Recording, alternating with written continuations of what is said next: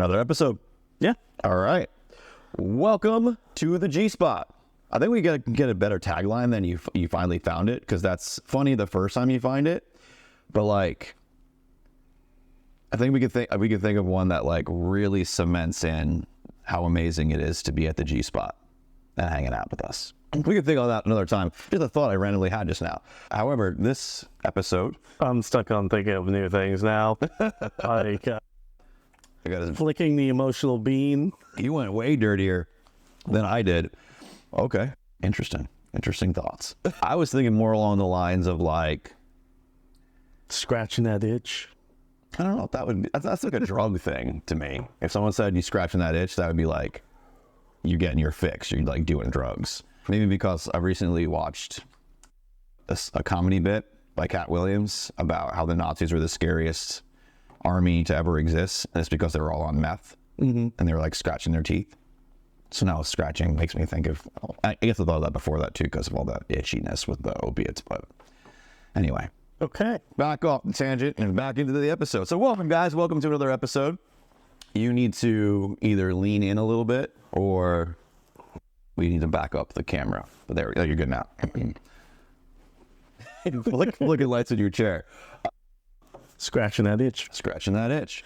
So every episode, when we're not on a rant, hope you guys enjoy just us being ourselves. That you get a lot of that on this here show.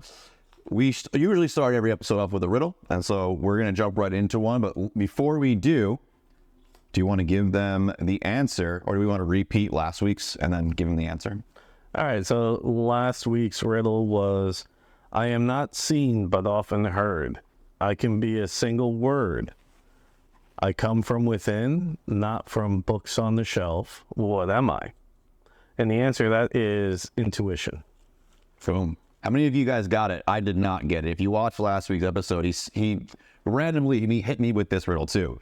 And then after the episode, we tried to see if I could get it, and I did not get it. So if you guys did in the comments below, congratulations. You guys rocked it.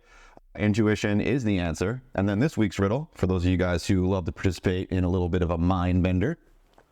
So this week's riddle is, I am both a keeper and a thief, holding memories so brief, lost in me you might find grief or relief. What am I?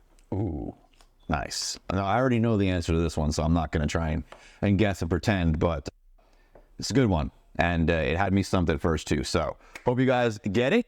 And Liam, what is our topic today? And by topic, I mean we kind of have an overarching concept or objective that we're talking about. And you know us, we're going to incorporate, what we're watching right now, what we're reading right now, maybe some of the people we're working with right now, just really real life stories using entertainment in our lives to share, themes and exercises and experiences around this here topic that we feel are beneficial and we hope that you guys gain value from. So what are we talking about today?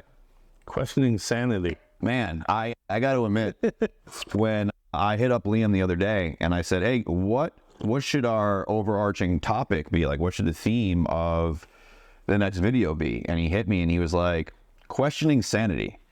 And I was like, dang, that's a big one. Like, I had to hit him back, be like, you got to be more specific, because that's a huge hole. And I really liked your take on it. And so do you want to kind of just share a little bit with me and the audience again, How I explained it to you? That's what I meant to say. All right. So I said that, so you've done things one way your whole life and then you learn something new. Were you right before, or because of the new information are you right now? Yeah. Wow. Well, that's a question that may leave you pondering. And if any of you guys may have toked before you watch this video, you're probably going way down that rabbit hole right now. But yeah, so the question is, when you go your whole life or a period of time with knowing one way is the facts, is the right way of doing it, is the way, and then very, very clearly, based on results, not fantasy, realize that the way you were doing it maybe wasn't the most effective or even close to the right way or the best way, right? And so you have to shift things or even shift who you are. And that's huge. And that can have one correct, and it could be a loss of status and identity when you do that as well, which talk about staring into the abyss and questioning one's sanity. Like if you went your whole life doing one thing one way, and then all of a sudden that rug gets ripped out from underneath you and you realize you've been doing it wrong that whole time, like that's a edge of the cliff staring into the abyss type of moment. Yeah. I think the earliest example of it that I can remember is in boot camp. Please elaborate. So a lot of, if you are from like a small town and you may not have a whole lot of different ethnicities, you may have some prejudices and false beliefs or false narratives about a given people. Yeah. And so I got to see, I was raised surrounded by everyone, being from New York or Long Island, right? Yeah. So Melting pot. Yeah, you got everyone there. So when I got to see some of the people that pretty much predominantly white towns, super small, everyone knows each other's name type. Where I grew up. Yes. I got to see some of them either reject conformity or acceptance. And then I saw other ones steadily shift throughout boot camp. Yeah. The ones that did not shift and stuck to their old ways, they believed they were right because that's how they were brought up. So they didn't question anything. But I had a whole lot more respect for the other group of people who were open to new ideas and were willing to test the waters of their own personal beliefs. So I thought that was really cool. And I didn't even think about that until right before we were going to be doing this episode. But that had the most impact, seeing others go from what I would like to call ignorant to a bit more open-minded. And I think that's an awesome, guys, if you're watching this and you served in the military, or you've gone from, small town USA to a large college where diversity, ethnicity, different religions, all of a sudden you just got thrown into the melting pot. What was that like for you? And going along with what Liam was talking about, did you see that there was an awakening in you that you were allowed to embrace, or was there a resistance? Because on the opposite end of that coin, I was the guy who came from, 50 people in my graduating class, small town USA, everyone knows your name. We had very, very few people with darker skin in my hometown. No black people in my actual hometown, but like we had my good friend Eric Boughton, who was half Mexican, half white. He lived in my town. We had a woman who was actually our valedictorian who was from Asian descent. I'm just going to say Asian because I don't know which actual country in Asia, but different than the average person in my school. But I was also raised in a household where sobriety was a huge thing for my dad for many, many years when I was much younger. And because of that, the melting pot that he brought himself into when he brought himself into the rooms of AA, I got to meet people from all different walks of life, and a lot of people who came from the wrong side of the tracks that ended them up in a addicting personality type of situation. And so I did get to experience that, and I did realize that to hate a person based off of someone else's opinions of that person isn't a good way to go about it anyway. But to base a whole class of people based off of one person's opinion is just ignorance. And so when I got to the military and I got to experience, people from every different walk of life and every different religion, I was able to embrace that, not resist that. But I think I had a little bit more of a lead into that from my dad being who he was. But my dad's also he's a closet racist. I would tell you that right now. He does have, I wouldn't say racist, he's judgmental, because he's not out there telling the world or doubt or dissing on or making people less fortunate than him because of their race, color, religion. But he is judgmental about it, right? I guarantee you my father would be prejudiced 100 times more likely to help someone who looked like him than someone he didn't, right? That's just the name of the game for him, right? Because that's what his reality up to this point has been. And to touch on the topic and the theme of the show, it would absolutely have to be a complete look at the last 74 years of his life, and he would have to be like, I've been wrong. And that would be a shattering sanity. moment, I would think. Yes. So, what in recent movies or TV have you watched that you've seen a good example of this? The questioning of one's sanity. It's a good one. Because I think it's relevant in a lot of what we're watching right now. I think C, because it's probably the one I'm watching most readily right now with Aaron. So for those of you guys who don't know, there's a movie on Apple, or a TV series on Apple Plus. Jason Momoa is one of the main stars of this. The concept, very briefly, is that the world has gone blind. We have lost our sight, hence the name C. And these blind people have created an entire society. They function as if, they move around just as if, they could see, not as well as if they could see. They're not like a daredevil or anything like that. But they create a whole society. I don't know. Jason Momoa's got some scenes where it's almost... But he's pretty rare, right? Him and the Witchfinder General. There's a couple of characters that you're like, I'm pretty sure he can see. But anyway, it's really cool and well done. However, there's also, it's like a flip of a reality we may know today, right? Where the people who can see are the outcasts, are the ones that are being hunted down, killed, trying to be wiped out because they look at them as abominations and witches, which is why there's a Witchfinder General. I have kind of leaked that. However, the more people who come from the non-seeing world that are being educated and learn about the seeing world, I think that is an absolute shift in reality. And then they have to come to terms with the fact, and even, I don't want to spoil too much, but even the two main characters who are sighted, who start to gain the knowledge of the people of the past, that's a huge reality shift for them too, which is like one of those questions where it makes you question your existence, it makes you question your sanity, it makes you question everything. It's because for the last 14 years, whatever it was, again, spoilers coming, of their life, they didn't know any better. And then they get access to something that changes everything. And now they're questioning everything, right? Questioning sanity, questioning what they know. And then, lines divide and who gives them the information and who doesn't want them to have it. And then the whole thing breaks apart. Obviously, the drama of the show is part of the appeal of it. But what do you think? For C? Yeah. So I obviously very much enjoyed that show. And I thought it was cool because, again, they do have their prejudices against people who can see. Yeah. They think they're this big evil thing, but then when it hits close to home, in some people's cases, I don't want to say too much and give it away, when it hits close to home and they realize that they know someone who can, that they're really not that bad. Yeah, people. Yes, exactly. Yeah. So that's what I got from that. Yeah. I mean, ultimately, there's a correlation with any group that's in power with what you see going on there.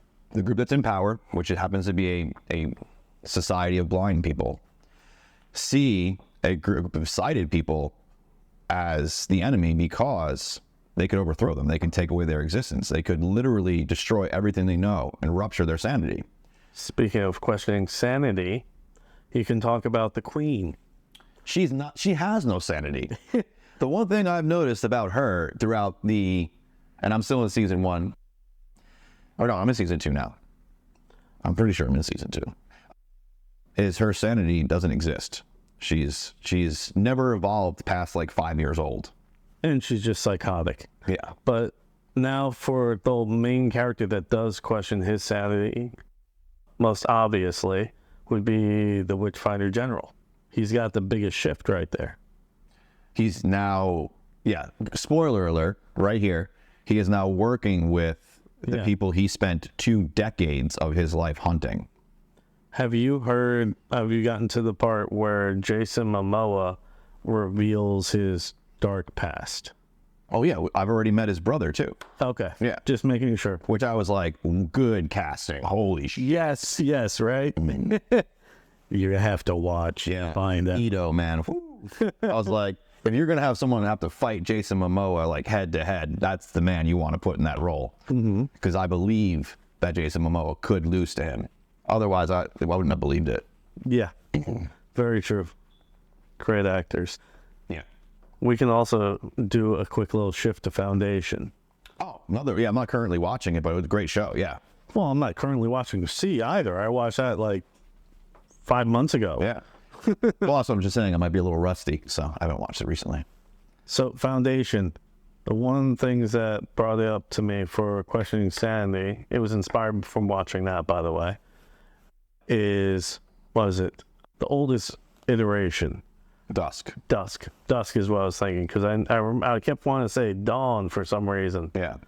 But Dusk, how he starts to reflect, and how they show that every time that same person gets to become Dusk, every version of Dusk, they start questioning things and getting more sympathy for people and many more regrets. Did I do this wrong? Yeah. And so they start to question their sanity until they pretty much become like children. Yeah. In the whole full circle thing.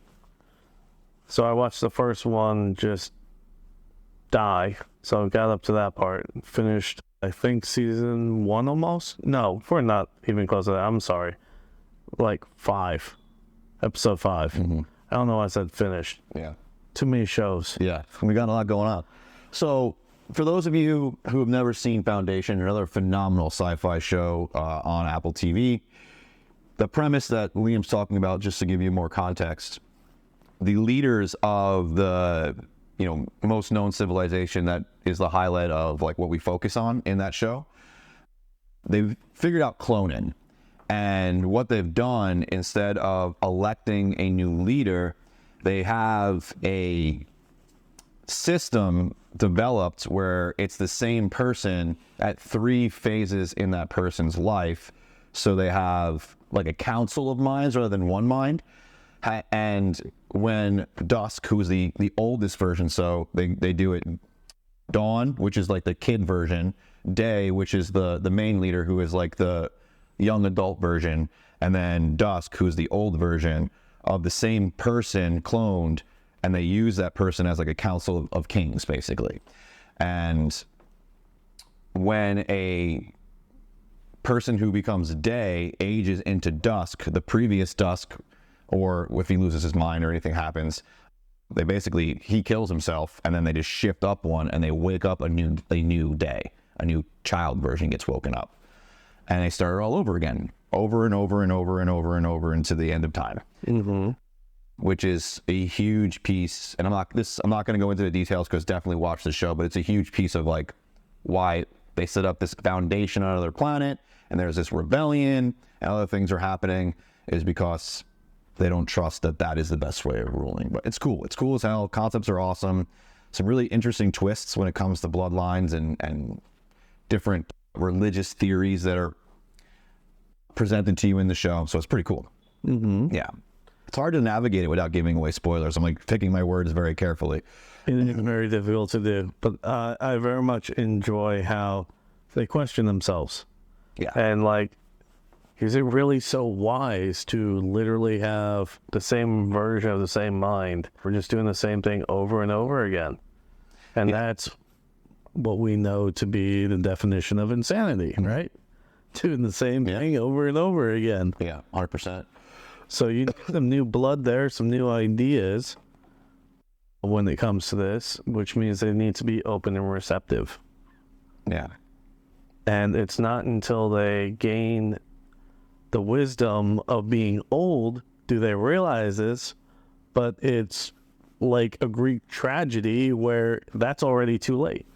Because they're now seen as the senile one, not to be trusted. They're past their prime. Who cares? And then every version comes right back to that same freaking point. Yeah. And that android, she keeps everything running smooth. Yeah. I am. That is a freaky role. I will tell you that much. Freaky role. They use her for everything. That robot. She's the sworn servant and protector of the triplets, whatever you want. I forget the name of them. What are they called? I just call them trilogy. There's a name for them though in the show. All 3 of Empire? them. They call them Empire. That's right. Empire. Yes. Like a hive mind of 3. Yep.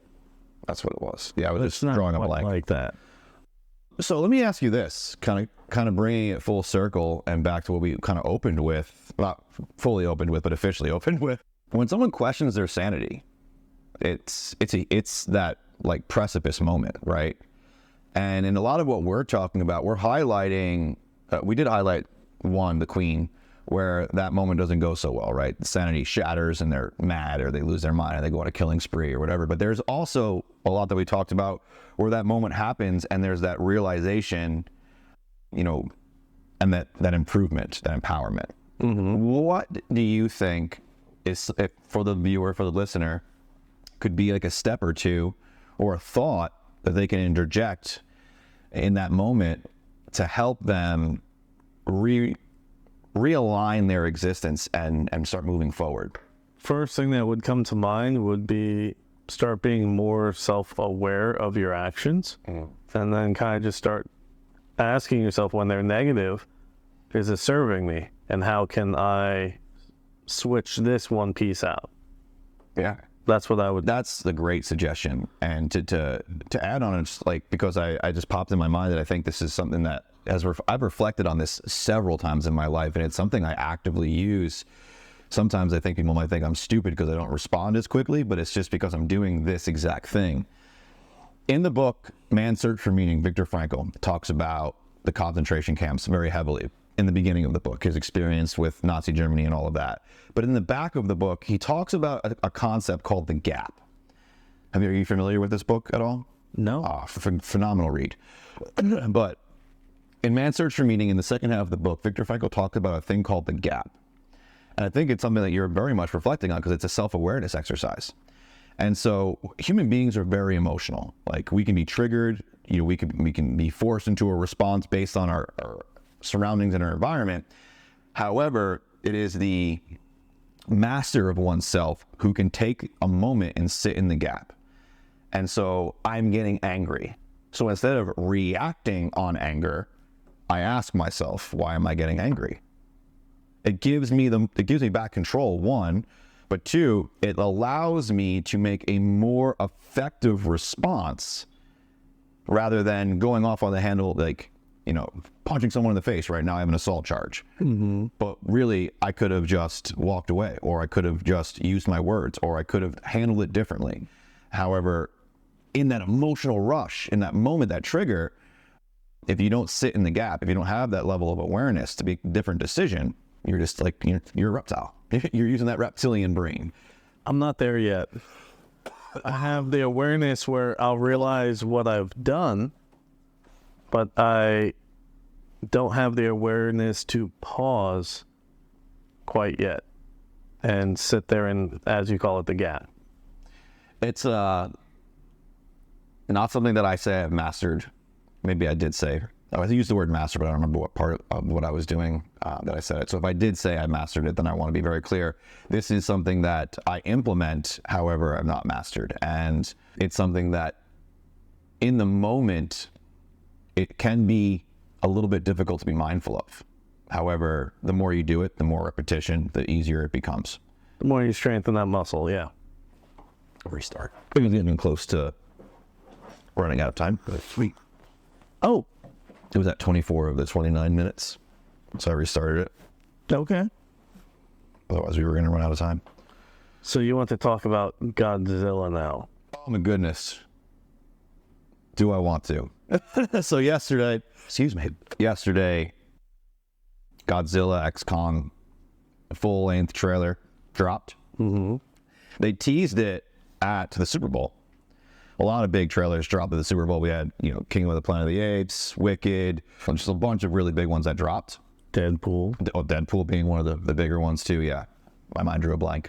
That's why I'm excited for Deadpool and Wolverine now. But they teased that they were going to drop it on Valentine's Day. And so then yesterday, I don't remember what I was doing, but it popped up on my YouTube notifications, and I clicked on it, and I had to watch it like 2 or 3 times just sitting there.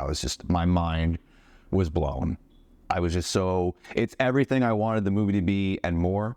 Just based on the trailer, I can tell that it's going to be awesome. And if it isn't, then I will eat crow. But right now I am going to say that it looks absolutely amazing. I have not had it happen with Godzilla type movies. However, I've had it happen quite a few times where the marketing team was on freaking point with it. The movie did not back it up. Marvel has an amazing marketing team. Not such great movies here lately. But the marketing team hypes them up really well, so we watch them. And Liam and other people out there will watch them just because of the continuity and the connections. Yeah, I don't have to like a full series to dive into it just so that I can stay up to date with where they're taking the journey. Because I love the fact that everything's a crossover. I think that's absolutely genius for, again, the same reason. They're getting more viewers to watch it just because it's a big universe. Yeah. And they tie the pieces in with each other, throw in the Easter eggs and stuff like that. Yeah, I go on YouTube and watch amazing channels like New Rockstars, and I just watch their Easter egg breakdowns so I don't have to watch full seasons of shit like, what was that one I refused to watch? She-Hulk. See, I like Tatiana Maslany because I watched her in Orphan Black. By the way, new Orphan Black's coming. I can't wait. Nice. That's going to be exciting. But have you got to see Orphan Black before? You know, it sounds familiar. However, I don't know if I've watched it. What's the concept? So, Orphan Black, each one of them are clones. And they are each raised by different people all across the world. And the clones are being hunted and killed. And each one has a different personality. It's obviously just this one phenomenal actress, Tatiana Maslany. Who has to play a million different people. Yeah. And it is so much fun, but it's all because this one company is doing their best to advance and force evolution upon people. And so they're big on genetic engineering and stuff like that, and that's how they come to be. Makes sense. And many of the clones have flaws where their cells will kind of screw up and they'll die. So they're cleaning up by killing a lot of them. Spoiler alert, one of the clones is one of the biggest assassins of the other clones, who was raised by a religious cult. And so she's like this Slavic freaking assassin chick that's always using those whips to hurt herself. One of those type of... Yeah, there was what was it? Angels and Demons? Yep. Where the dude from Priests who was like whipping himself? Yep. Yeah. Da Vinci Code type stuff. Yeah, that's Angel. Yeah, the second. Yeah. I read those books when I was sitting, when I was injured. And so temporary light duty stuff. So I read all those books during that time. Yeah. And then I've watched the movies. I have never read the books. I've had the book on my shelf for 2 decades. Never read it. That's where I learned about ambigrams, and I thought ambigrams were the coolest freaking thing. It's kind of rare that I don't read a book too, because I usually get around to it. That's just one of those. I think after I watched the movie, I think that's exactly what happened. After I watched the movie, I was way less likely to pick up the book. Usually I read the book before I watch the movie. That's usually how that goes. There was one big movie that I suggested, actually 2 big ones, that I suggested everyone read before they watch the movie. And one of them was the Mars one. Which one? There's a couple good Mars movies. There's Interstellar. There's The Martian. The Martian, thank you. Yeah, The Martian is what I was looking for. I was doing my best to think of the actor's name. Matt Damon. Yeah, I couldn't think of his name. I was spacing on his name. But yeah, that was one of the books that I suggested everyone read before they watch the movie, because this is before I saw the movie.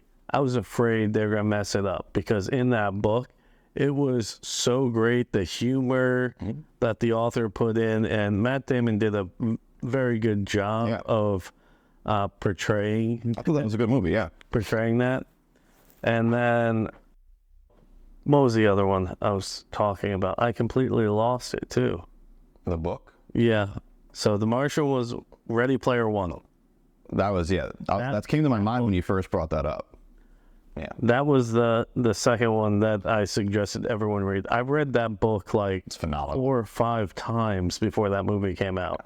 And when I heard they were going to make a movie, because they wanted to make a movie, but they questioned whether they could get the rights to all the different properties to include into the movie. And once I heard that they got those rights and that they were making the movie, I was like, oh, damn, I'm excited. So I'd keep reading through it over and over. And that was so much fun. Yeah. Have you read the sequel, Ready Player 2? No. Me either. It keeps popping up on my Audible because it's... I didn't even know about it. Yeah, it's like, I believe it's the same exact author, but it pops up on my Audible suggested list all the freaking time because of mine. Andy Weir was for TheMartian. Oh, Hunger Games is popping onto mine now. But usually it's right up here in my tops. I'll just search for it. Yeah. Yeah, it's the same guy, Ernest Cline. Yep. Ready Player 2. I see that. 13 hours. But if you listen to it on 2.5 speed like I do, it's 6 hours. Narrated by Will Wheaton. Yeah, he does a good job of narrating. He's got a good voice for it, yeah. So due to negative reviews of the sequel novel, which were criticized for being derivative and not adding anything new, the sequel novel was released in 20... And while author Ernie Klein claims a movie is in the works, Warner Brothers has not officially greenlit the project. And I'm going to have to pay attention to it. I don't care if it's derivative. You watch things because you enjoy the universe. And you want more of what they did good in the first one. Yeah, so it's basically the theme of book 2 is it takes place literally right after Wade wins. And he finds an unexpected technology in Holliday's vaults. And this technology is so advanced that it would make the Oasis 1,000 times more wondrous, but also addictive. And so I guess he has to navigate this impossibly new, powerful, but dangerous thing. So it's not derivative, it's more of a continuation. So it sounds like to me, based on the synopsis I'm reading on Audible. People who review and give trust reviews anymore. Terrible reviews, they're usually just doing it for attention.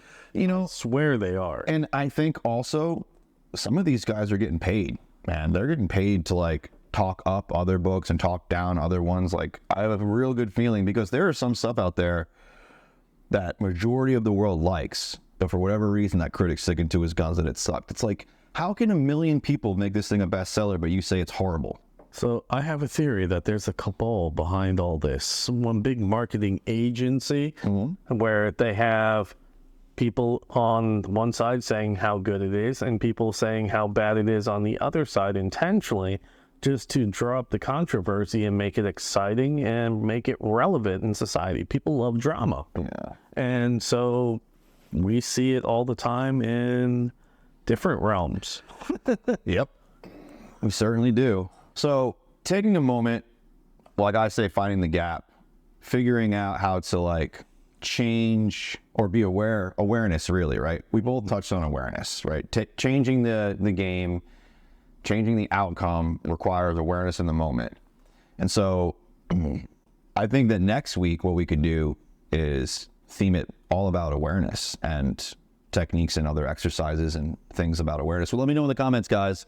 Would you like us to dive deeper next week into awareness and some of the things that how we've used it to benefit ourselves and such? And how you can do it too. Absolutely. I'm sure we'll come up with a few different things. So with that said, let's review what this riddle is from this week. I'm just going to repeat. I'm not going to give you the answer. You got to tune in next week to see that. So I am both a keeper and a thief, holding memories so brief. Lost in me, you might find grief or relief. What am I? All right, guys, drop the answer down in the comments.